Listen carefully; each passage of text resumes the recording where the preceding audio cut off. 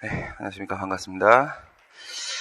네, 우리가 2016년 지방직 7급 11번부터 보시면은 항고 소송에 있어서의 소외이익에 대한 설명을 옳지 않은 것은 협의 소익을 질문을 하고 있는데, 소외이익은 이제 실은 넓게 보면은 대상적 격하고 원고적 격하고 협의 소익하고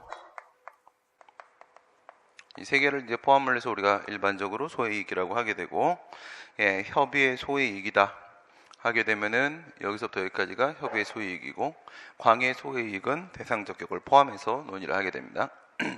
고등학교 졸업이 대학 입학 자격이나 학력 인정으로서의 의미밖에 없다고 할 수는 없으므로, 여기서 얘기하는 고등학교는 사립학교는 아니고 국공립학교죠. 국공립학교 입학허가 결정. 입학 결정은 영조물을 사용할 수 있는 권리를 설정해주는 특허에 해당한다.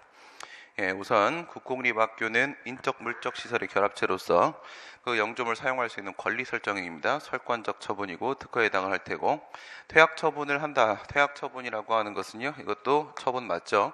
얘는 영조물 사용권 박탈입니다. 영조물을 사용할 수 있는 권리, 사용권을 상실시키고 하는 행위니까 이것도 처분이고, 고등학교 졸업 학력 검정고 시에 합격을 했다고 해서 퇴학 처분의 취소를 구할 소송상의 이익은 없다고 볼 수 없다. 있다는 얘기죠. 있다. 있다. 맞는 말이 되죠. 있다. 이렇게 하면은 맞는 말이 됩니다. 고등학교 졸업 자격을 취득하는 것에만 국한되는 것이 아니라 퇴학 처분을 받았다라는 전력, 그 전력입니다. 전력 이 부분에 초점을 맞추는 거죠. 전력. 전력이 명예와 신용 등의 인격적 이익을 침해하는 부분이 있다. 인격적 이익의 침해가 존재하기 때문에 소외이익이 있다라고 봤던 판례입니다. 이거는 다시 돌아가지 않는다고 해도 마찬가지입니다. 다시 이제 학교를 다닐, 학교에 다시 입학해서 학교에 재학할 의사가 없어도 마찬가지로 소외이익은 있는 겁니다. 그 전력으로 인해서 명예와 신용이 침해되기 때문에. 경혼관계에 있어서 이건 아주 중요한 판례였었는데, 이런 판례였죠. 행정청이 갑한테 허가처분을 내렸다. 허가처분을 내줬는데 이게 지금 경원자 관계입니다. 경혼관계 성립입니다. 서로 양립할 수 없는 배타적 상호관계, 경혼관계 이렇게 있다라고 했을 때, 여기 이제 처분의 제3자인 을이 이렇게 있습니다. 처분의 상대방이 있고, 그 다음에 처분의 제3자가 있고 했는데, 여기서 주목해야 될 부분에 제3자인데 별도의 거부 처분이 있을 수도 있고 없을 수도 있잖아요. 그죠? 그래서 둘 다 신청을 했을 겁니다. 얘도 역시 허가를 신청을 했을 테고, 얘도 역시 허가를 신청을 했을 테고, 이렇게 해서 서로 경원자 관계가 성립이 됐는데, 이 부분에서 거부 처분이 없다고 하더라도, 거부 처분이 별도로 없다고 할지라도 여기서 판례가 했던 말은 얘는 거부 처분의 직접 상대방이다 라는 말을 했습니다. 거부 처분의 직접 상대방이다. 처음 한 말입니다. 거부 처분의 직접 상대방이다. 그러니까 별도의 거부 처분은 없었습니다. 없었음에도 불구하고 을을 거부 처분의 직접 상대방이고, 직접 상대방이니까 원고적 격이 인정된다. 이런 말도 했었고요. 이 부분이 아주 중요한 부분입니다. 이 부분은 아직까지 출제된 적이 한 번도 없고요. 이 부분이 아주 중요한 부분입니다. 그리고 나서 이제 이 거부 처분에 대해서 취소를 제기했던 사건이죠. 여기다가 이렇게 취소를 제기했다.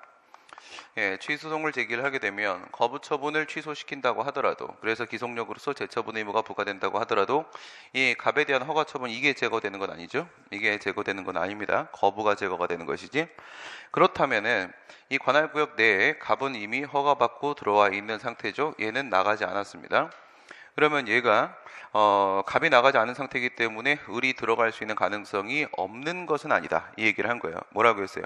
협의의 소익이라는 것은요, 협의의 소익은 권리구제 가능성이 확실한 경우에만 인정되는 것이 아니라 권리구제 가능성이 전혀 없는 경우만 아니면 된다라고 얘기했습니다.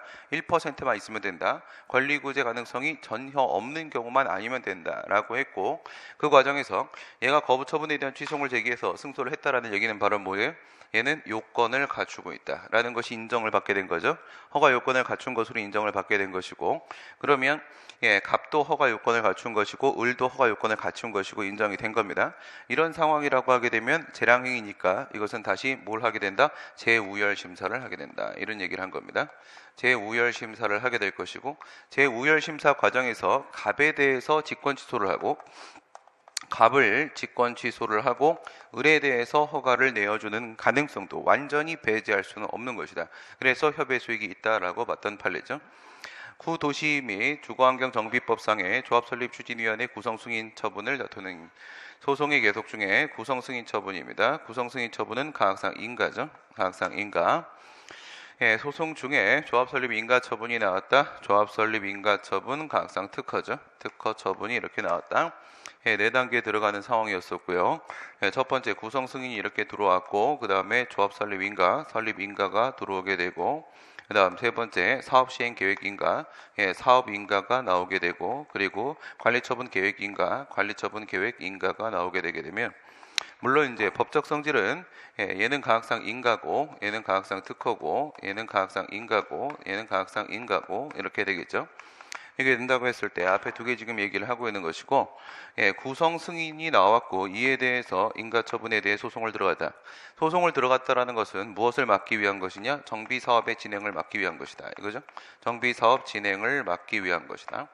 이것을 막기 위한 것인데, 이미 조합이 설립이 돼버렸다라고 하게 되면 구성 승인을 제거한다고 하더라도 조합은 이미 설립이 됐고요. 정비 사업은 진행이 될 겁니다. 따라서 목적을 달성할 수가 없는 겁니다. 그러면 이것은 각하되는 것이고, 조합 설립 인가에 대한 소송을 제기하는 것이 맞다. 그 얘기고, 행정청이 직위해제 상태에서 공무원에 대해서 새로운 직위해제를 했다라고 했습니다. 직위해제 처분이 이미 나왔죠. 가행정행위입니다. 가행정행위. 이 직위해제 처분은 A 사유로 나왔다라고 생각을 하시고, 공무원에 대해서 새로운 직위해제 처분을 하였다. 새로운 직위해제 사유에 기해서 새로운이라고 했죠. B 사유라고 생각을 하시고, B 사유에 근거해서 직위해제 처분이 나왔다라고 한다면 여기서 A 사유하고 B 사유 사이에 기본적 사실관계 동일성이 인정이 되지 않는다면 첫 번째 있었던 1차 직위해제 처분하고 2차 직위해제 처분은 완전히 서로의 별개의 독립한 처분이 되겠죠. 독립한 처분이 되는 것이니까 이거는 앞에 게 효력이 소멸해 버립니다. 소이익은 없다. 이렇게 될 테고요. 다음 문제 보겠습니다. 지방가시법상의 조례, 이건 강론 문제입니다. 간단하게만 짚어보고 넘어가도록 하겠습니다. 지방자치법상의 조례에 대한 설명으로 옳지 않은 것은 지방자치법 22조, 어저께 나왔던 얘기죠. 22조 조례에 대한 규정입니다.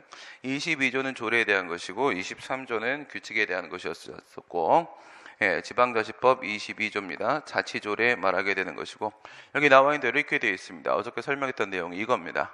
지방자치단체는 법령의 범위 안에서 그 사무에 대해서 이렇게 되어 있고, 그 다음에 법령의 범위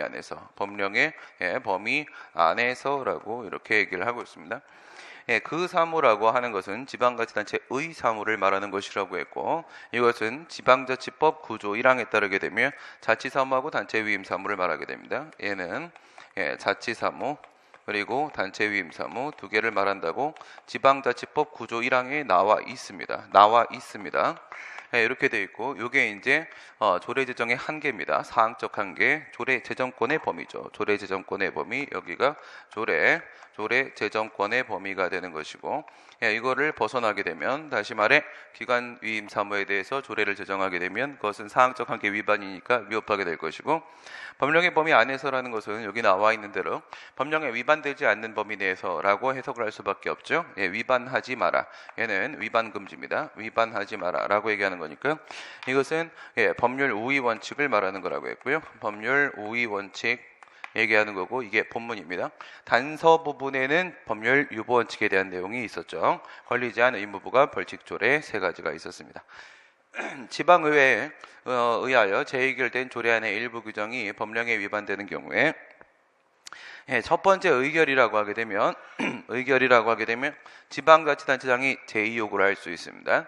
제의 요구를 할 때까지는 이거는 지자체 내부의 문제이기 때문에 그것은 부당한 경우에도 제의 요구를 할 수 있는데 재의결까지 됐으면 2차 제의 요구는 존재할 수가 없기 때문에 소송으로 갈 수밖에 없는 거고, 소송으로 갈 때는 법령 위반, 위법한 경우에만 다툴 수가 있습니다. 재의결 후에는 위법한 경우에만 다툴 수 있고, 다른 규정이 법령에 위반되지 아니한다고 할지라도 일부 조항만 위법하다고 할지라도 그 재의결은 모두 효력을 부정할 수밖에 없다. 그 얘기는 무슨 말이에요?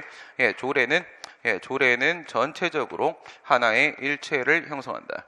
하나의 일체를 형성한다라는 겁니다. 당연한 것이죠. 법이라는 것은 종합적으로 해석이 되는 것이기 때문에 해석을 하기 위해선 전체로서 하나일 수밖에 없는 겁니다. 수정 제의 요구라거나 일부만 취소한다라거나 이런 건 존재할 수 없는 겁니다. 전체로서 유기적으로 하나입니다. 조례 제정권의 범위를 벗어나 국가사무를 대상으로 한 무효인 서울특별시 행정권한 위임 조례의 규정에 근거하여, 이건 무슨 말하는 거예요? 이건 권한 유월에 대한 얘기하는 겁니다. 위법한 행위인데 주체하자죠. 주체하자가 주체상하자가 발생을 하게 되는데, 판례는 주체상하자에 대해서 원칙적으로는 그것을 이제 무효로 이렇게 보게 되겠죠. 그런데 이렇게 보려고 하는 게 아니라, 만약에 그것이 자치사무다, 그리고 단체 위임 사무다, 단체 위임 사무 이렇게 있고, 그 다음에 기간 위임 사무가 이렇게 있습니다. 기간 위임 사무가 이렇게 있을 때 이것을 위임을 하려고 한다. 그러면 권한 위임을 하려고 하게 되면은 당연히 법의 근거가 있어야 되겠죠. 우리 헌법 제96조에 따른 행정권한 법정주의 원칙에 따르면 법의 근거가 있어야 되는데, 얘는 조례 제정권의 범위니까 사무 위임 뭘 만들어야 돼요? 조례를 만들어야 되는 거고요. 얘는 기간 위임 사무니까 조례 대상이 아니고 사무 위임 규칙을 조례하고 규칙을 만들어서 이렇게 해서 위임을 해야지 적법한 권한 위임이라고 할 수가 있습니다. 계속 뒤에까지 갔네. 그런데 이렇게 하지 않고 사무위임 규칙의 근거, 이건 사무위임 조례의 근거에서 권한 위임을 했다 이겁니다. 이렇게 해서 권한 위임을 했다고 한다면, 이 권한 위임이라는 것은 법의 근거를 제대로 구비한 게 아니기 때문에 법의 근거 없이 이루어진 거니까 이거는 법률요법 원칙 위반으로 위법한 권한 위임이 되겠죠. 위법한 권한 위임은 내부 행위니까 이건 처분이 아니고요. 공정력이 없으니까 무효입니다. 법의 근거를 제대로 구비하지 못했기 때문에 무효가 돼버린 것이고, 그래서 이 수임청이 처분을 내렸다 이거죠. 수임청이 처분을 내렸다라고 하게 되면 이 수임청은 권한을 가지고 있지 않다 이거죠. 권한이 위임되지 않은 거니까 권한을 가지고 있지 않고 권한 없는 자의 행위가 돼버리는 것이고 위법한 행위가 돼버리는 겁니다. 그렇게 위법한 행위가 됐다고 했을 때는 그때는 취소 사유다라고 얘기하는 거죠. 조례 제정권의 범위를 벗어나서 이건 사무위임 규칙을 만들어야 되는데 사무위임 조례를 만들었다는 얘기고요. 국가사무를 대상으로 한 무효인, 국가사무란 얘기는요, 지금 자치사무 단체 위임 사무가 아니란 얘기인 겁니다. 이거는 기간 위임 사무였다라고 지금 말을 하고 있는 것이고, 무효인 서울특별시 행정권한 위임 조례, 사무위임 조례를 만들었다는 거예요. 기간 위임 사무니까 사무위임 규칙을 만들어야 되는데 조례를 만들었으니까 이거는 무효가 되는 것이지, 행정권한 법정주의 위반입니다.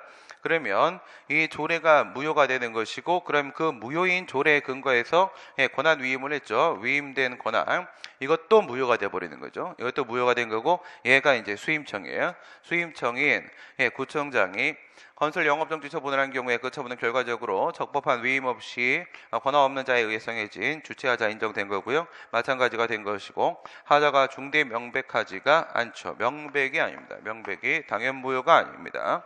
명백이 아니다. 어떻게 오는 거였어요?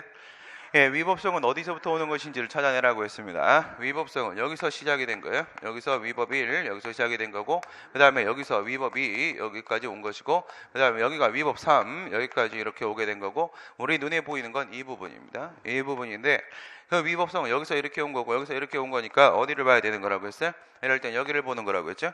여기를 보게 되면은 조례나 규칙이 우리 지난번에 봤던 대로 법률이 헌법에 위반되는지 또는 명령 규칙이 헌법이나 법률에 위반되는지 여부는 일반 국민의 관점에서 명백할 수가 없다라고 했어요. 명백한 위법이 아닙니다. 취소 사유입니다. 출발점부터 찾는다는 점을 보시고, 특정 사항에 관하여 국가법령이 이미 존재할 경우에도 그 규정의 취지가 반드시 전국에 걸쳐 일률적으로 규율하는 것이 아니다.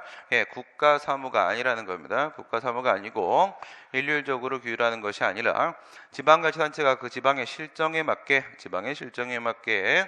별도로 규율하는 것을 용인하고 있다고 해석될 때에는 조례가 국가법령이 정하지 아니한 사항을 규정하고 있다라는 얘기는 무슨 말이에요? 적용 영역을 같이 하고 있다고 하더라도 그 얘기입니다. 적용 영역을 같이 하고 있더라도 이것은 법에 위반되는 게 아니다. 무슨 말을 하려고 하는 거냐면 조례의 위법성에 대한 이야기를 하려고 하는 겁니다. 방금 전에 조례 제정권의 범위 얘기했죠. 조례의 위법성 얘기를 하게 되면 조례 위법성은 첫 번째는 사항적 관계입니다. 사항적 관계, 조례 제정권의 범위, 즉 자치사무하고 단체 위임 사무까지만 만들 수가 있는 것이고 여기서 문제가 없다 하게 되면 두 번째 법률 유보 원칙 이거를 보셔야 되고 권리제한 의무부가 벌칙 조례 같은 경우에 상위 법령의 위임이 있어야 될 테고 그 다음 세 번째 법률 우위 원칙 이렇게 들어갈 테고 이 법률 우위 원칙 이 부분에서 수정 법률 선점 이론이라는 걸 얘기하는 겁니다. 수정 법률 선점 이론 여기까지만 알아두세요. 수정 법률 선점 이론에 대한 얘기를 하는 건데 그렇게 지방의 실정에 맞게 했을 때는 만들어도 상관없습니다. 충돌해도 이거는 강론 내용이기 때문에 더 들어가지 않겠습니다. 13번입니다. 공법관계와 사법관계에 대한 설명으로 옳지 않은 것은 국유 일반재산의 대부료의 징수에 관하여 국세징수법 규정을 준용한 간이하고 경제적인 특별 구제 절차를 마련하고 있으므로 특별한 사정이 없는 한 민사소송의 방법으로 대부료 등의 지급을 청구하는 것은 안 된다. 이건 뭘 얘기하는 거예요? 타력강제력 얘기하는 거죠. 타력강제력의 행사는 안 된다라고 했습니다. 이거는 보충적 수단이라고 했죠. 자력강제력이 행사가 안 될 때 사용하는 보충적 수단이라고 했는데 뭘 봐야 되는 거냐면 여기서는 행정재산하고 일반재산을 나누는 겁니다. 행정재산, 국유재산, 공유재산 같은 경우에는 그것이 행정재산하고 일반재산으로 나눠진다고 했는데 행정재산의 사용수익 허가는 처분이라고 했습니다. 일반재산의 대부계약은 사법상 계약이라고 했습니다. 얘는 처분이고 공법관계가 되는 것이고 얘는 사법관계가 되는 것이고 이렇게 되고요. 여기서 이제 돈 문제로 들어가시고 여기서 사용료를 부가징수한다. 그 다음에 여기서 대부료를 납부하라고 한다. 하게 되면 이거는 처분이고 이거는 사법상 이행 청구가 맞습니다. 사법상 이행 청구가 맞아요. 얘 같은 경우에는 처분이고요. 부가 처분이 맞고 얘 같은 경우에는 처분이 아닙니다. 처분이 아니고 얘는 사법관계니까 사법상의 이행을 청구하는 겁니다. 계약 내용 이행을 청구를 하게 되는 것인데 그런데 문제는 여기서 안 냈을 때입니다. 여기서 안 냈을 때 둘 다 강제징수가 되게 되어 있습니다. 둘 다 강제징수가 가능합니다. 그래서 지금 일반 재산을 언급을 하고 있는 거예요. 아주 특징적인 부분입니다. 특징적인 부분이죠. 그 다음에 이 부분에 대해서도 행정대 집행된다라고 얘기하고 있는 거, 행정대 집행된다 이런 내용도 있죠. 행정대 집행된다 이런 것도 아주 특징적인 부분이고 일반 재산에 대해서 변상금 부과할 때 이게 처분이라고 본 거 100분의 120 이것도 아주 특징적인 부분이 됩니다. 국유재산의 관리청이 그 무단 점유자에 대해서 변상금 부과 처분을 했을 때 관리청이 공권력을 가진 우월적 지위에서 행한 것으로서 행정처분이라고 보아야 한다. 그렇죠? 이 지금 변상금 부과에 대해서 얘기를 하고 있는데 사방금연이죠. 사방금연 이겁니다. 사방금연 이렇게 들어가는데 사용료 징수, 일방적인 취소 철회, 변상금 징수, 연체료 징수 이건 전부 다 뭐야? 권력행위입니다. 권력행위가 되는 거지. 이렇게 되는데 지금 여기서 얘기하고 있는 것은 국유재산, 국유재산이라고만 했습니다. 뭐라고 안 했어요? 행정재산이라고 하지 않았다 이거예요. 행정재산이라고 하지 않았습니다. 이 안에는 모두 포함된다고 방금 얘기한 대로 일반재산도 포함된다. 일반재산도 포함된다. 일반재산의 경우에 있어서도 100분의 120이라고 하고 있으니까 100분의 20 부분은 공법관계가 맞는 겁니다. 맞는 거니까 처분으로 처리를 하게 된다. 이것도 4년 전에 판례에 나왔던 특징적인 부분이었었고 구예산회계법에 따라 체결되는 계약에 있어서 입찰보증금의 귀속조치 이렇게 들어가는데 여기서 이 계약 이게 무슨 계약입니까? 공공조달계약이죠. 조달계약입니다. 조달계약 즉 조달행정화라고 있는 것이고 조달계약이면 당연히 사법관계죠. 협의의 국고관계, 순수한 사법관계입니다. 거기다가 입찰보증금의 국고기속이라고 했을 때 얘는 나중에 계약을 맺고 나서 용역계약을 맺고 나서 제대로 이행을 하지 않았을 때의 손해배상을 국가가 회사한테 청구해야 되는 것이기 때문에 이거는 먼저 받아놓는 보증금입니다. 손해배상의 예정금이니까 손해배상의 문제도 사법관계입니다.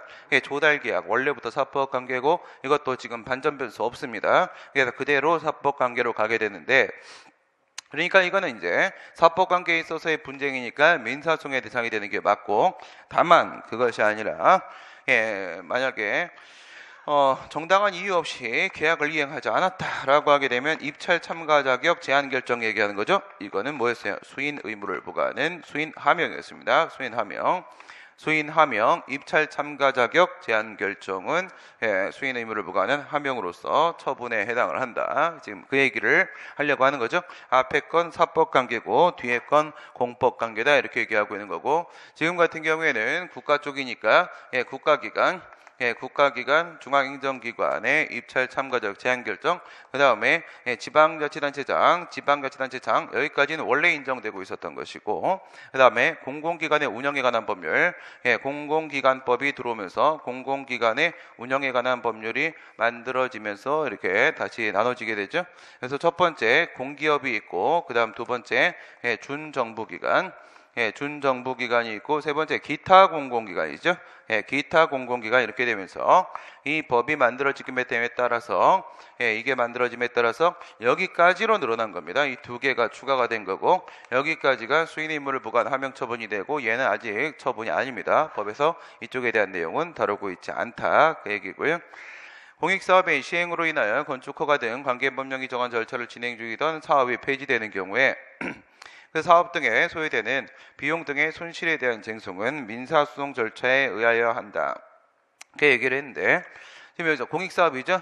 공익사업을 위한 토지 등의 취득 및 보상에 관한 법률 바로 떠올려야 됩니다. 토지보상법으로 바로 넘어가셔야 되고요. 토지보상법에 따라서 집이나 땅이 수용당한 상황은 아니다. 집이나 땅이 토지나 주택이 수용당한 상황은 아니고 사업 폐지 상황이죠. 사업 폐지. 제가 뭐라고 했어요? 토지보상법에 따른 손실보상은 전부 다 당사소송이다 라고 했죠. 그거 얘기하는 겁니다. 됐습니다. 그 다음 넘어가겠습니다. 간접국가행정은 우리 행정주체에서 다 배웠던 내용이죠. 행정주체에서 배웠던 내용을 생각해 보게 되면 본래적 행정주체가 있고 그 다음에 기타 행정주체가 있고 이렇게 있습니다.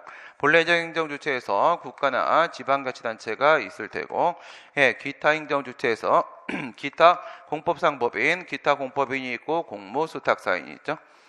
공모수탁사인 이렇게 있는데 일반적으로 간접국가행정이라고 하게 되면 이쪽 얘기하는 겁니다. 이쪽에 재단법인, 사단법인, 영조물법인 얘기하는 거죠. 국가로부터 독립된 법인격 있는 단체를 통해 수행되는 국가행정을 간접국가행정이라고 하게 되고 간접국가행정이라고 하고 이를 행하는 간접국가행정 조직으로는 사단재단, 영조물법인 이렇게 있습니다. 사람이 모여있는 거, 돈이 모여있는 거, 그리고 공기업 등을 말하게 되는 거죠. 헌법재판소는 정부 투자기관, 한국토지공사 출자로 설립된 회사 내부의 근무관계 우선 이렇게 들어오게 되면 내부의 근무관계죠. 내부의 근무관계라고 하게 되면은 이 근로관계는 원칙적으로 사법관계입니다. 원칙적으로 사법관계로 파악을 하게 됩니다. 위탁받은 공행정 사무를 수행하는 범위 내에서만 행정주체의 지위와 공법관계가 성립이 되는 거기 때문에 인사조치는 원칙적으로 사법관계입니다. 특별한 공법적 규정이 존재하는 경우라도 이건 말도 안 되는 소리를 하고 있죠. 특별한 공법적 규정이 존재하면 게임 끝났죠. 공법관계입니다. 그러면 공법관계죠. 사법관계에 속하는 것이라고 본다. 공법 규정이 있는데 사법관계라고 하면 이건 애당초 어불성설이고요. 대법원은 농지계량조합 이건 뭘 얘기하는 거예요? 근조감사 얘기하는 겁니다. 근조감사 특별권력관계라고 판시했었죠. 특별권력관계 종래의 특별권력관계입니다. 특별권력관계 국가 영역 문제되는 거는 네 개가 있죠. 근조감사 문재인 대통령님께서 특별권력주체께서 나한테 근조화환을 보내주시면 감사하다 이거였었고요. 그래서 이거는 근무관계가 되는 것이고 얘는 공법상 영조물 이용관계가 되는 것이고 얘는 공법상의 감독 관계가 되는 것이고 얘는 공법상의 사단 관계가 되는 것이다. 이겁니다. 여기서 지금 뭐에 해당한다? 사단 관계입니다. 사단 관계.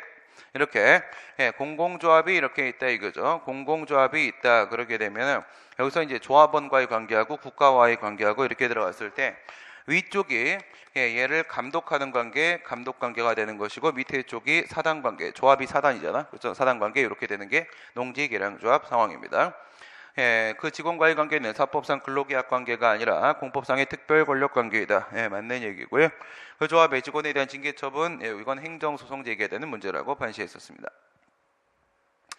헌법재판소나 한국방송공사의 직원 채용 관계는 특별한 공법적 규제 없이 한국방송공사의 자율에 맡겨진 셈이므로 이는 사법관계에 해당한다고 봄이 상당하고 직원 채용 관계가 사법적인 것이라면 그러한 채용에 필수적으로 따르는 사전 절차로 채용시험에 응시자에게 정한 공고 사법적인 성격을 지닌다고 할 것이므로 이러한 채용시험 공고는 헌법상 될 수 있는 공권력 행사에 해당하지 않는다고 한다. 맞는 말이죠.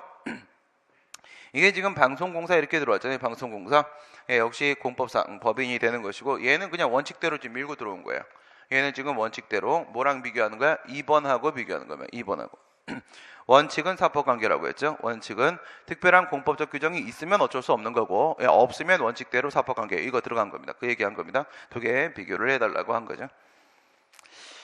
15번 행정 절차에 대한 설명으로 옳지 않은 것은 신청에 대한 거부 처분은 특별한 사정이 없는 한 사전 통지의 대상이 되지 않는다라고 얘기를 하고 있는데 사전 통지의 적용 대상 얘기하고 있는 거죠. 사전 통지는 의견 제출하고 똑같습니다. 사전 통지하고 의견 제출은 의견 청취 중에서 약식 청문 얘기하는 거죠. 얘들 같은 경우에는 그 적용 대상의 범위가 똑같고요. 그 적용 대상의 범위는 두 가지로 나눠질 테고요. 첫 번째는 당사자 등에게 사전 통지하고 의견 청취를 하게 되고, 다음 두 번째는 불이익 처분에 대해서 사전 통지하고 의견 청취를 이렇게 하게 될 텐데, 이 불이익 처분은 두 개로 나뉘죠. 법에 따르게 되면 의무 부과하고 그 다음에 권익 제한하고 이렇게 두 개가 있습니다. 의무 부과, 권익 제한. 이렇게 들어갔을 때 권익 제한 이 부분을 어떻게 볼 것이냐에 대한 문제죠. 이거를 어디까지 포함을 시킬 것이냐 했을 때 기득권을 침해하는 거하고 기대권을 침해하는 거하고 이렇게 나누시고 기득권을 침해하는 적극적인 불이익 처분하고 기대권을 침해하는 소극적인 불이익 처분하고 과연 이 거부 처분을 포함시킬 수 있겠는가라고 했는데 판례는 이거는 인정하지 않겠다. 이게 판례 입장이 되는 겁니다.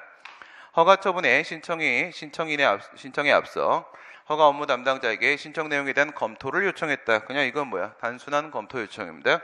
이건 뭐가 아니에요? 정식 허가 신청이 아닙니다. 이거는 정식 허가를 신청한 행위가 아니다. 그 얘기를 하려는 거죠. 다른 특별한 사정이 없는 한 신청의 의사표시로 볼 수 없다. 이건 신청이 없는 겁니다. 고시의 방법으로 불특정 다수인을 상대로 해서 의무를 부과하거나 권익을 제한하는 처분을 하는 경우에 행정절차법 소정의 의견 제출 기회를 주어야 하는 것은 아니다. 이렇게 얘기했는데 지금 이거는 뭘 말하려고 하는 거냐면 우리가 의무부과 권익 제한 처분이라고 했을 때 이런 걸 생각해 보시고 첫 번째 방금 나왔던 불이익 처분입니다. 불이익 처분 여기서 거부 처분에 대한 문제가 하나가 있을 수 있겠고 그 다음 지휘승계 신고 신고에 대한 수리 이런 문제가 하나가 있겠고 그 다음에 일반 처분에 대한 문제가 있겠고 그 다음에 제3자요 행정행위가 이렇게 있으며 판례에 따르게 되면 거부 처분의 경우에 있어서는 얘는 해당 사항이 방금 없다고 했죠. 그 다음에 지휘승계 신고에 대한 수리는 양도인도 처분의 직접 상대방이라고 인정을 했습니다. 이건 된다고 했죠. 일반 처분은 사전 통지나 의견 제출 기회를 부여할 수가 없습니다. 불특정 다수이니까 애당초 불가하고 안 되는 것이고요. 제3자의 행정행위 역시도 제3자한테 사전 통지하고 의견 제출 기회를 줄 필요는 없습니다. 지금 이거 얘기하는 거예요. 이거 얘기하는 거 여기서 일반 처분 요거 얘기하는 거죠. 고시의 방법으로 불특정 다수인을 상대로 의무를 부과하거나 권익을 제한하는 처분을 하는 경우에 행정절차법 소정에 의견 제출 기회를 줘야 되는 사전 통지로 들어가도 마찬가지죠. 의견 제출하고 사전 통지는 똑같이 보는 거라고 했고요. 국가공무원법상 직위해제 처분을 하는 경우에 처분에 사전통지 의견 청취에 관한 행정처법 규정이 적용된다? 적용되지 않죠. 예, 직위해제 처분 같은 경우에는 국가공무원법 75조에 따른 처분사유 설명서 교부를 하도록 되어 있기 때문에 행정절차법 3조 2항 제9호에 따라서 공무원 인사관계 법령에 따라서 그 공무원에 대한 불이익 처분을 할 때 의견 청취를 하는 것이 곤란하거나 불필요하거나 그에 준하는 절차가 존재하는 경우에는 행정절차법이 적용되지 않는다고 했습니다. 여기서 지금 준하는 절차가 마련되어 있는 상황이 되는 것이고요. 그 다음 문제, 경찰 책임에 대한 문제. 이건 완전히 강론입니다. 넘어가시고 17번 인허가 의제제도입니다. 인허가 의제제도, 주된 인허가 처분이 관계기관의 장과 협의를 거쳐서 발령된 이상 의제되는 인허가에 법령상 요구되는 주민의 의견 청취 절차를 거칠 필요는 없다, 이렇게 되어 있는데, 이거는 인허가 의제제도에 대한 얘기를 하고 있는 거죠. 여기서 이렇게 주된 인허가 처분이 있습니다. 주된 인허가 처분이 있고 그에 딸려오는 게 있죠. 의제되는 인허가 처분이 있고 이렇게 있습니다. 했다고 했을 때 집중의 범위를 생각해 보시게 되면 관할 요건은 집중이 되죠. 집중이 되고, 그 다음에 절차 요건은 집중이 되고 실체 요건은 집중이 안 되죠. 이게 집중의 범위가 되는 것이죠. 다만 이쪽에 있는 행정청이 A라는 행정청이고 여기에 있는 게 B라는 행정청이라고 한다면 이 주된 인허가 처분이 나오면 인허가 의제제도가 적용되는 이상 이렇게 처분이 나왔다라고 볼 수가 있겠죠. 그런데 의제되는 인허가 부분은 원래 권한은 누가 가지고 있어요? B가 가지고 있는 거죠. B가 가지고 있는 것이기 때문에 일반적으로 B와 협의를 거치도록 법 규정을 둡니다. 일반적으로 B와 협의를 거치도록 하고 있다는 거예요. 그럼 이 협의는 별개 문제입니다. 별개 문제가 되는 것이고 절차 요건은 집중되니까 다시는 안 밟아도 되는 것이 되겠죠. 협의는 하도록 하게 돼 있습니다. 일반적으로 협의를 거친 이상 여기서 요구되고 있는 주민의 의견 청취와 같은 별도 절차를 의제되는 인허가 처분의 절차는 밟을 필요가 없죠. 그쪽에 있는 실체상의 요건만 갖추면 됩니다. 인허가 의제에 관계기관의 장과 협의가 요구되는 경우에 주된 인허가를 하기 전에 의제되는 모든 인허가 사항에 관해서 관계기관의 장과 협의를 거쳐야 되는 것이다. 협의는 거쳐야 됩니다. 협의는 거쳐야 된다고 방금 얘기했습니다. 협의는 거쳐야 되는데 여기서 인허가 의제가 적용되는 게 이것만 있는 게 아니잖아. 이렇게 있잖아. 그죠? 법에 보면은 막 1호, 2호, 3호, 4호, 5호, 6호 막 들어갑니다. 그러니까 여기에 있는 거 뭐 예를 들어서 뭐라고 할까? 1번 의제되는 이거 3번, 4번, 5번, 6번 이렇게 6개가 있다고 쳐보세요. 6개가 있는데 의제되는 인허가가 6개가 있다고 쳐보세요. 그럼 6개에 있는 행정청들하고 협의를 다 거쳐야 되는 건 맞아요. 거쳐야 되는 건 맞는데 지금 이쪽이죠. A라는 행정청. 이 A라는 행정청, 주된 인허가의 권한행정청이 이거를 하면서 말이에요. 의제를 시키려고 하는 게 어디까지냐? 만약에 얘하고까지는 의제를 시키려고 하지만 이거는 나중에 해결을 하려고 하는 거야. 이건 나중에 필요한 겁니다. 그러면 여기만 하면 돼요. 1번, 2번, 3번 행정청하고만 협의를 거치면 되는 거라고 했잖아. 협의를 거치면 이거를 내놨을 때 얘네들도 나온 걸로 되는 거고요. 얘네들은 안 나온 걸로 되는 겁니다. 그렇게 그냥 하면 되는 겁니다. 굳이 다 해야 되는 건 아니란 말이에요. 그리고 나서 얘네들하고 협의를 거치면 그때 가서 또 얘네들의 효력이 발생하는 겁니다. 그때 가서 협의를 거치면 효력이 발생하는 건데 반드시 모든 행정청을 다 만날 필요는 없습니다. 만난 데까지 효력이 발생하는 겁니다. 만난 데까지.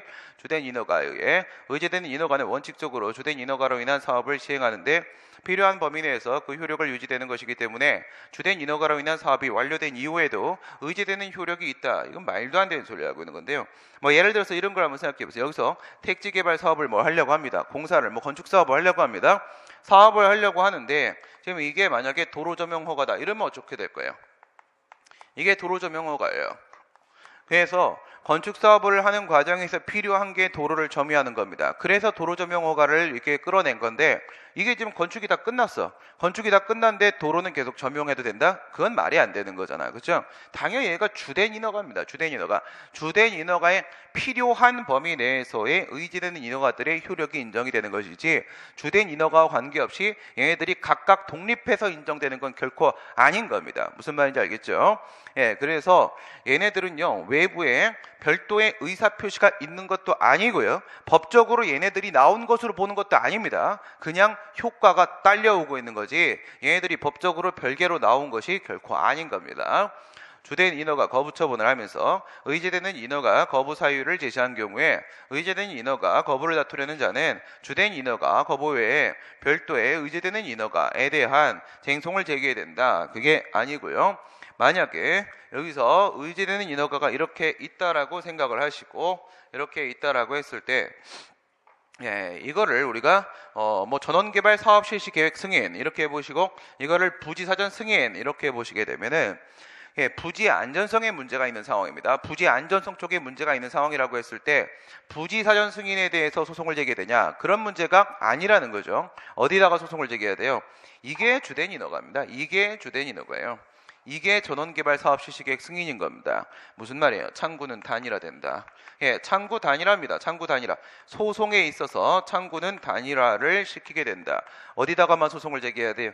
이 부분에 있는 이 부분에 위법이 존재하든 이 부분에 위법이 존재하든 내가 소송에서 1번의 위법을 주장하든 2번의 위법을 주장하든 간에 주된 인허가 쪽에 대해 소송을 제기하고 거부도 마찬가지고 이렇게 되는 겁니다. 예, 소송을 제기할 때는 그 대상에 있어서 창구가 단일화되는 것이 인허가 의제제도의 특징이다. 예, 수업 시간에 설명했던 내용이죠.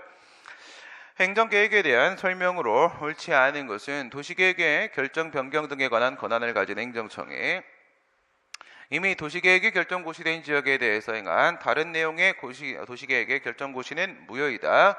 예, 아니죠. 변경이죠. 변경입니다. 예, A라는 계획이 이렇게 있습니다. A라는 계획이 행정계획이 이렇게 있고 B라는 계획이 이렇게 있다 이겁니다. 이렇게 계획이 있는데 행정청이 말이에요. 이쪽 행정청입니다. 이쪽에 있는 행정청이에요. B라는 계획을 지금 위반 결정 고시를 하려고 하고 있는 행정청이 있는데 이 행정청이 얘에 대해서 이거는 할 수 있는 권한이 있습니다. 예, B 계획을 할 수 있는 권한은 있는 거고 여기에 A 계획에 대해서 얘가 결정을 내릴 수 있는 권한이 있느냐 없느냐 이겁니다. 권한이 있느냐 없느냐 이 문제가 생기는 거죠. 만약에 권한이 지금까지 문제는 저렇게 안 나왔죠. 다 반대로 나왔었습니다. 뭐라고 나왔었어요? 권한이 없다면 이렇게 문제가 나왔었죠. 권한이 없다면.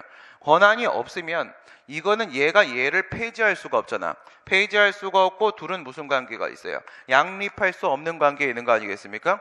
얘를 폐지할 수 없는데 그런데 지금 양립할 수 없는 계획을 내놓으면 이건 무효가 되는 거예요. 근데 얘가 이쪽에 대한 권한을 갖고 있다면 어떻게 되겠어요? 갖고 있다면 이거는 얘가 B 계획을 내놓는 순간 A 계획은 얘가 취소한 겁니다. 취소한 거고 그리고 B 계획을 내놓게 되는 거란 말이에요. 권한을 갖고 있다면 그죠? 권한을 갖고 있다면 앞에 걸 취소하고 B 계획을 내놓은 거니까 이것은 사실상 변경된 것이다. A 계획을 B 계획으로 변경한 것이다 라고 봐야 되는 겁니다. 비구속적 계획 아니라고 할지라도 이거 말고 모두 마찬가지야. 행정 지침까지도 같이 나오죠. 비구속적 계획안, 행정 지침 이런 것들 얘기하는 거고 얘네들은 원래는 비권력적 사실행인데 국민의 기본권 침해가 직접적으로 발생을 하고 있고 기본 전제 깔려야 됩니다. 기본 전제 깔리고 법령의 뒷받침에 의해서 그대로 실시될 것이 틀림없을 것으로 예상될 때에는 공권력 행사 인정된다고 했고요. 다만 뭐는 아니라고 했습니까? 행정소송의 대상이 되는 처분은 아니라고 했었습니다. 법률에 규정된 공청회를 열지 아니한 하자가 도시계획 결정에 불가장력이 발생을 하였다면 당의 도시계획 결정이 당연무효가 아닌 이상 그 하자를 이유로 후행하는 수용 재결 처분에 취소를 구할 수는 없다. 앞에서 계획 처분이 이렇게 있습니다. 도시계획 처분이 이렇게 있는 상태고 뒤쪽에 수용 재결 처분이 이렇게 있는 상태다 이거야. 수용 재결 처분이 있다. 했는데 이쪽에 공청회를 실시 안 했다고 하네요. 공청회입니다. 공청회는 어떨 때 실시하도록 되어 있습니까? 공청회는 행정절차법 22조 2항에 따르게 되면은 법률의 명문의 규정이 있거나 아니면 행정청이 필요하다고 인정할 때 이렇게 돼 있죠. 지금 뭐라고 했냐면 명문의 규정이 있다고 했습니다. 그러면 이제 공청회 실시를 해야 되는 건데, 그런데 실시 안 했다면 절차 하자가 발생했죠. 하자가 발생했고 이와 같은 행정절차법상의 절차 하자는 취소 사유죠. 취소 사유고 앞에 있는 도시계획하고 뒤에 있는 수용재결은 그 법적 효과 다르기 때문에 하자 승계 안 된다. 그 얘기하고 있는 거고요. 국토의 계획 및 이용에 관한 법률상 도시계획 구역 내 토지 등을 소유하고 있는 사람과 같이 도시계획 시설에 대한 이해관계를 갖고 있는 주민은 이해관계 여기 나와 있네요. 그렇죠? 도시계획 구역 내 토지 소유자 이거였습니다. 도시계획 구역 내 토지 소유자 또 뭐 돼 있어요? 문화재 보호구역 내 토지 소유자 이게 있었죠. 토지 소유자 이와 같은 이해관계인들을 이에 대해서 도시계획 시설에 대한 이반 제한권을 국토의 계획 및 이용에 관한 법률이 인정을 하고 있죠. 이반 제한권을 인정하고 있다. 행정계획에 예외적인 신청권 인정되는 케이스 세 가지 중에 지금 국토계획법 얘기하고 있는 겁니다. 또 하나 문화재보호법이 있죠. 또 하나 폐기물 처리 사업과 적정 동보 사건 요거 세 개였었습니다. 문제는 그거 세 개만 나오죠. 19번입니다. 국가배상법상의 공무원의 직무행위 이건 너무 싱거워가지고 뭐 설명할 게 없는데 강남구청이 도시계획 사업의 주무관청으로서 그 사업을 적극적으로 대행 지원하는 과정에서 도지 소유권 이전에 필요한 일체 서류를 얘가 지금 서류를 제출 안 하고 있나 보죠. 그렇죠? 서류를 제출 안 하고 있으면 돈 줄 수 없는 거죠. 그래서 일체 서류를 필요한 일체 서류를 반대급부로 제공할 것을 조건으로 해서 법원에다가 공탁을 내렸다 이겁니다. 보상금을 법원에다 공탁을 했다. 그러면 얘가 서류만 제출하면 법원에다가 서류만 제출하면 그 돈 가져갈 수 있는 거거든요. 그렇게 하는 게 좋겠다라고 행정지도 한 겁니다. 이건 행정지도. 의무부가 한 게 아니죠. 의무부가 한 거 아닙니다. 보상금을 받을 수 있는 권리는 있습니다. 있는데 지금 얘가 서류를 제출 안 해서 이런 거 아니겠습니까? 이거 당연히 이렇게 해야 되는 겁니다. 그렇죠?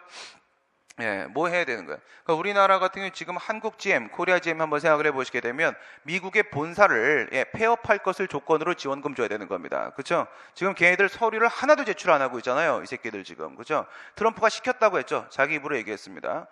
이건 미국은 북한이랑 우리가 힘 합쳐서 핵으로 없애버려야 될 나라입니다. 말이 안 되는 짓을 하고 있는 거예요, 지금.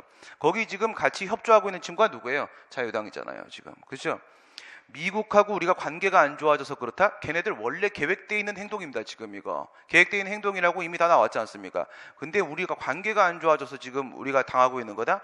아니고요. 중국하고 싸우고 있는 사이에 우리가 낀 거 맞는 거고요. 중국하고 싸움의 원래 흐름이 이겁니다. 이거고 GM이 지금 양아치 짓을 하고 있는 거고요. 그 GM 뒤에 트럼프가 있는 거고요. 그렇죠? 이거 누구나 알고 있는 거 아닙니까? 어린아이들도 알고 있는 사실을 가지고 자유당은 홍준표 이거 제정신 아닌 거 아니죠? 이거. 아유 정말 생각하면 끝도 없죠. 정신 차려야 됩니다. 서류를 제출 안 하잖아요. 서류를 남의 나라에 와갖고 그쵸? 남의 나라 와갖고 그리고 우리나라 노동자들을 왜 욕합니까? 자유당은 우리나라 노동자를 보호해야지 우리나라 노동자를 왜 욕합니까? 양키 새끼들 욕하는 게 당연한 거죠. 이건 기본 민족주의입니다. 보수파면 우익이면 당연히 민족주의입니다. 그렇죠? 우리 보고 좌파라며. 그럼 자기들이 더 그렇게 얘기해야 되는 거 아닙니까? 우파라는 사람들이 왜 일본을 칭찬하고 미국을 칭찬합니까? 말도 안 되는 소리 하고 있는. 그러니까 얘들은 우파가 아니라 그냥 꼴통입니다. 꼴통. 제정신 아니죠. 6월 13일 날 정당을 해체시켜주는 일밖에 없습니다. 그래야 공무원 생활합니다. 여러분들. 걔네들이 또 괴롭힙니다. C를 뽑아야 되고 이거 행정지도죠. 행정지도. 비권력적 사실행위 어디에 포함됩니까? 직무행위에 포함되죠. 직무행위에. 비권력적 작용으로서 공탁으로 인한 손해배상 책임 가능하죠. 행정지도 비권력적 사실행위 직무행위 안에 포함되는 거니까 문제가 있다면 손해배상 청구 당연히 가능합니다. 서울특별시장의 대행자인 도봉구청장이 서울특별시 도봉차량기지 건설 사업의 부지로 예정된 원고 소유의 토지를 공공용지의 취득 및 손실보호상 이거 나오면 다 사법관계입니다. 옛날에 원래 이러자고 만들었던 법이거든요. 얘하고 공공용지의 취득 및 손실보상의 특례법하고 뭐가 있어요? 토지수용법이 있죠. 토지수용법 두 개가 합쳐져서 나온 거잖아. 근데 우리가 불복 방법을 얘기할 때 뭐랑 비교해요? 토지 수용법이랑 비교하죠. 저거는 사법관계입니다. 사법관계.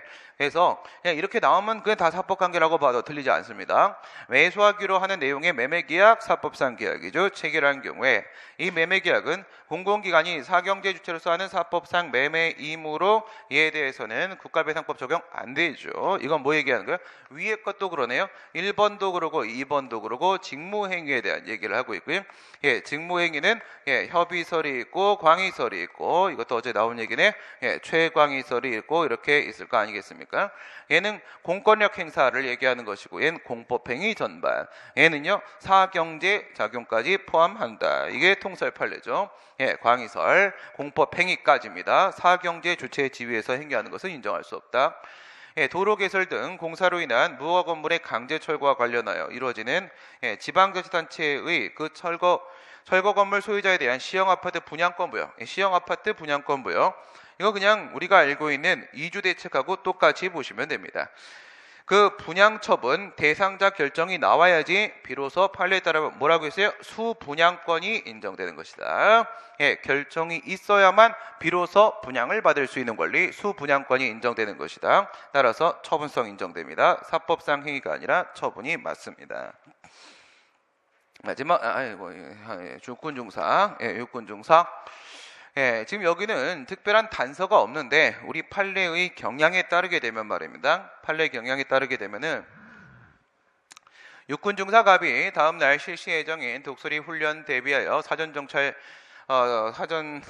정찰차 훈련적 일대를 살피고 기대하던 중에 교통사고가 일어났다면 이거 살피고 집에 가다가 그래도 마찬가지예요. 집에 가다 귀대잖아. 그건 대놓고 귀대하던 중에 교통사고가 일어났다면 갑이 비록 개인의 오토바이를 운전하고 있었다. 뭐라고 했어요?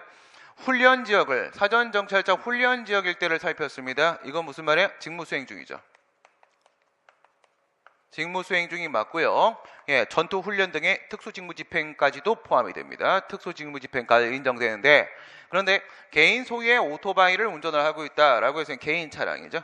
개인 차량이죠. 이렇게 되고 있는 거고, 실질적 객관적으로 운전행위는 훈련지역을 사전정찰 임무를 수행하기 위한 직무와 관련된 관리 있다고 보아야 된다. 국가배상법이 적용된다. 그 얘기를 지금 하려고 하는 거죠.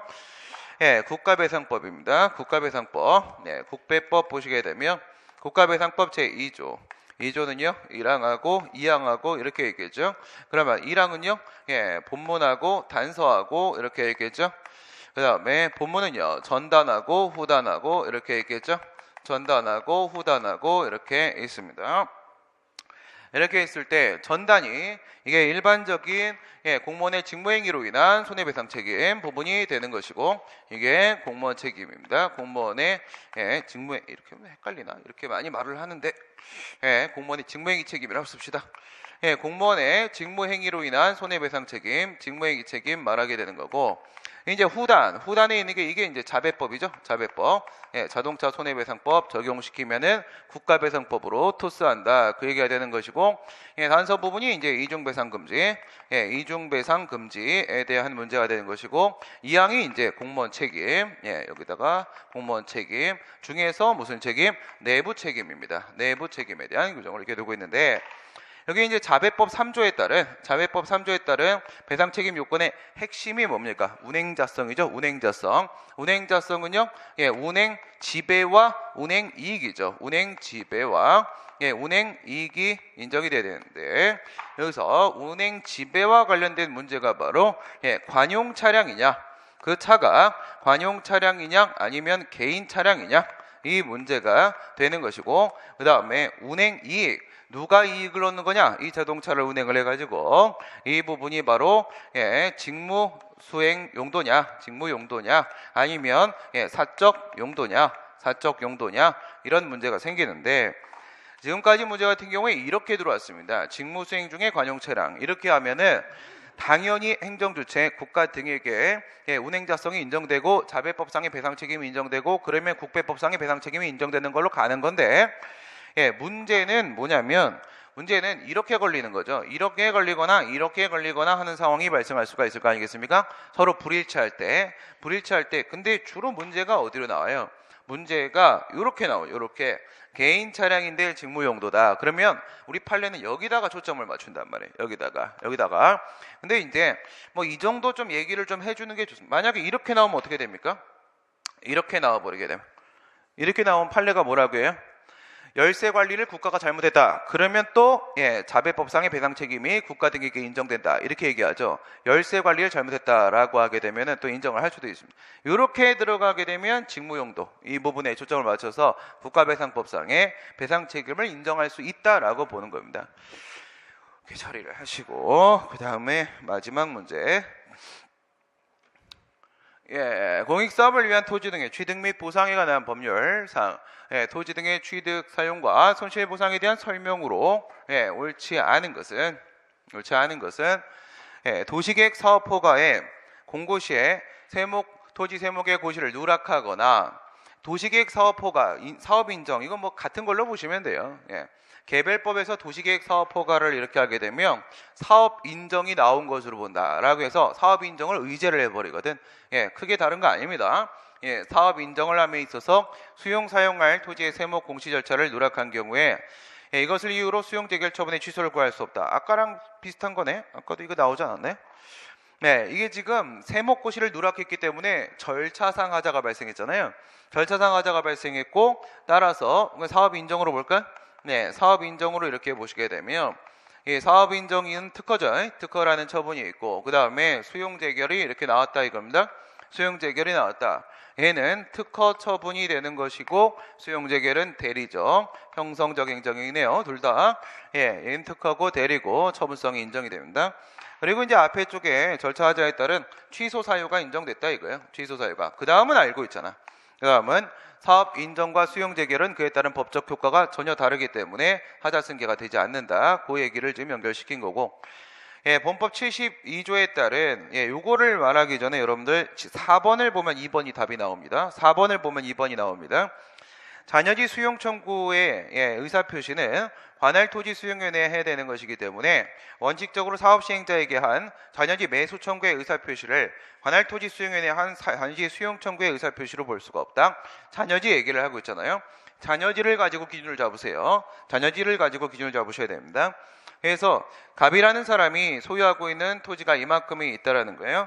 이 땅에 대해서 지금 수용을 해간 토지는 여기까지입니다. 여기까지 이렇게 수용을 해갔다. 그럼 이 부분이 잔여지가 되고 있는 거죠. 그럼 이 잔여지만 가지고는 아무것도 이용할 수가 없는 상황입니다.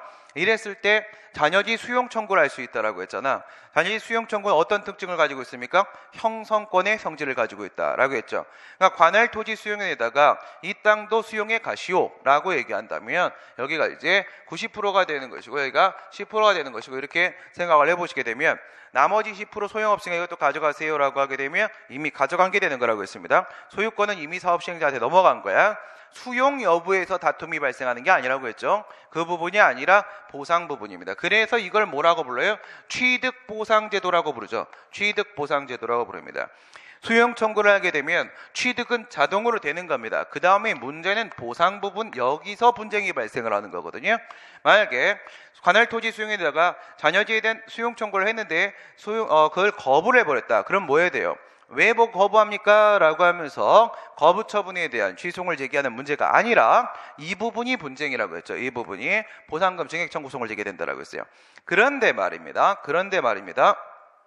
이 수용 청구는 사업 인정 이후에만 가능한 것이고 이에 앞서서 우리 일반적인 공용 수용 절차 생각해봐. 일반적인 공용 수용 절차 생각해보게 되면 사업 인정이 이렇게 있죠.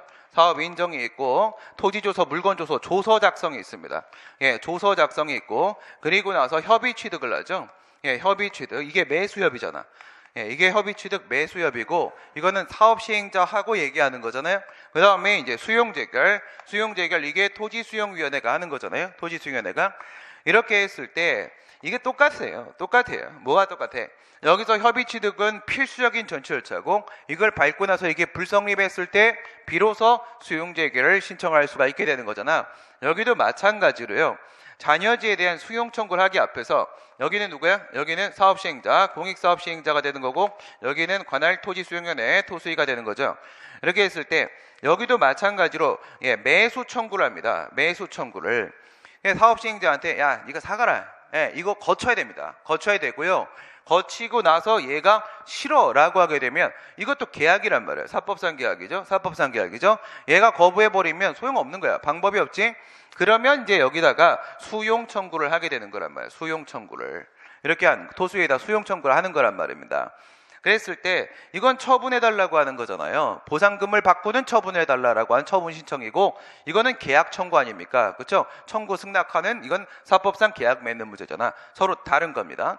다른 건데 여기서 끝나지 말고 2번으로 넘어가게 되면은 이 수용 청구권, 잔여지에 대한 수용 청구권은 무슨 권리라고 했어? 이거는 형성권이라고 했죠. 형성권이라고 했지. 그러면 토지보상법에 있는 수용 청구권 다 형성권. 알겠어요? 74조고 얘는 72조고 74조로 기준 잡고 그대로 연결시키시면 됩니다. 그러면 풀어보겠습니다. 잔여지 수용 청구의 의사표시. 잔여지 수용 청구의 의사표시, 일방적인 의사표시죠. 일방적인 의사표시에는 형성권의 성질을 갖는다라고 했고요. 관할토지수용위원회에 해야 되는 것이기 때문에 그래요. 토수위한테 하는 거고요. 원칙적으로 사업시행자에게 하는 매수 청구, 저거는 계약 맺자고 하는 거고요. 관할토지수용위원회에 하는 수용 청구하고는 다른 거다. 다른 거다. 다른 문제죠, 당연히. 그래서 다시 2번을 올리게 되면 72조에 따른 사용토지에 대한 수용 청구, 또 수용 청구 얘기 나왔죠.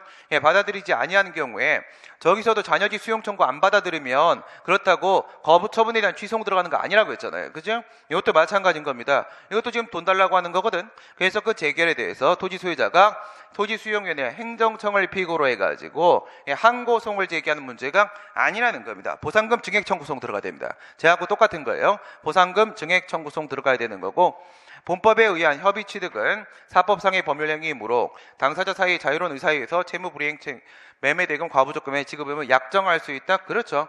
우리 판례는 토지보상법 사업인정 전에 있는 16조의 협의취득도 마찬가지고 그 다음에 사업인정 20조 있고 그 다음에 26조에 있는 협의취득도 마찬가지고 우리 판례는 16조하고 26조에 있는 협의취득 전부 다 사법상 계약으로 보고 있습니다. 네, 여기까지 하도록 하겠습니다. 수고하셨습니다.